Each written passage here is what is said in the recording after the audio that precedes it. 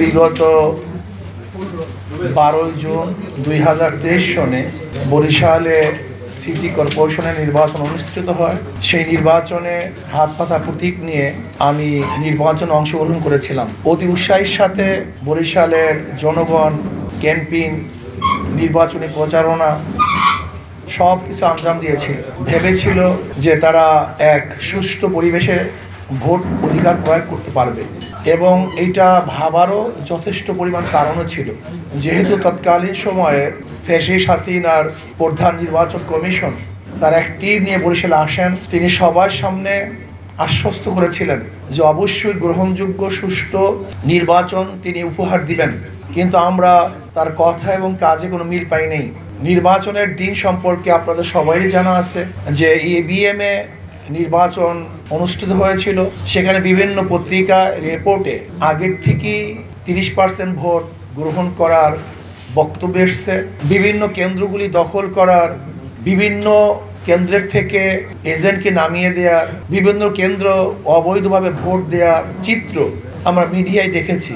এমনকি আমি একজন প্রার্থী, আমার উপর আক্রমণ করতেও তার কোনো অবস্থাতেই পিছপা হয়নি। আমি তৎকালীন সময় পুলিশ কমিশনার এবং এখানে যে নির্বাচনের দায়িত্বে ছিলেন, আমরা তাদের কাছে অভিযোগ দিয়েছিলাম, কিন্তু দুঃখজনক বিষয় হলো এই, তারা রিসিভ কপিটা পর্যন্ত আমাদেরকে দেয়নি। এরপরে ঘটনা সম্পর্কে আপনারা সবাই জানেন যে দেশের অবস্থা কী হয়েছিল, যেখানে বিচার পাওয়ার মতো কোনো ব্যবস্থা ছিল না। এর জন্য আমরা আর আদালতে বিচারের সম্মুখীন হইনি, যেহেতু ন্যায় বিচার পাবো না। কিন্তু পরবর্তীতে জুলাই এবং আগস্টের বিপ্লবের পরে দেশের পরিবেশ পরিস্থিতি সম্পূর্ণ পরিবর্তন হয়েছে। জনতার এবং ছাত্রদের এই আন্দোলনের কারণে ফ্যাসিস্ট দেশ থেকে পালাতে বাধ্য হয়েছে। ন্যায় বিচার প্রতিষ্ঠিত হবে বলে জনগণ আশা করছে।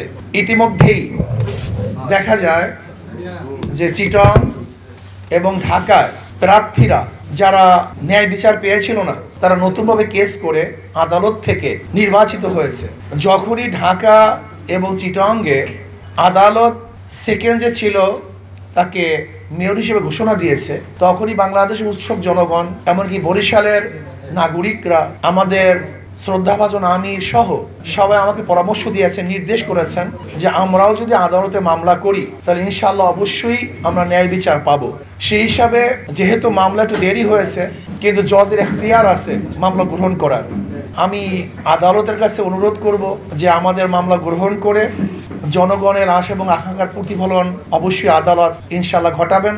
এর জন্য আমি জনগণকে বলবো যে যারা নাগরিক উৎসাহিত আদালতের রায় শোনার জন্য অপেক্ষমান, আপনারা রাস্তায় আগামী 5 তারিখ না আসার জন্য অনুরোধ করব।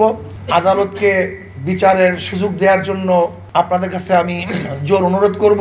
ইনশাআল্লাহ আপনারা অপেক্ষা করুন, অবশ্যই আদালত ন্যায় বিচার করবে বলে আমি বিশ্বাস করি।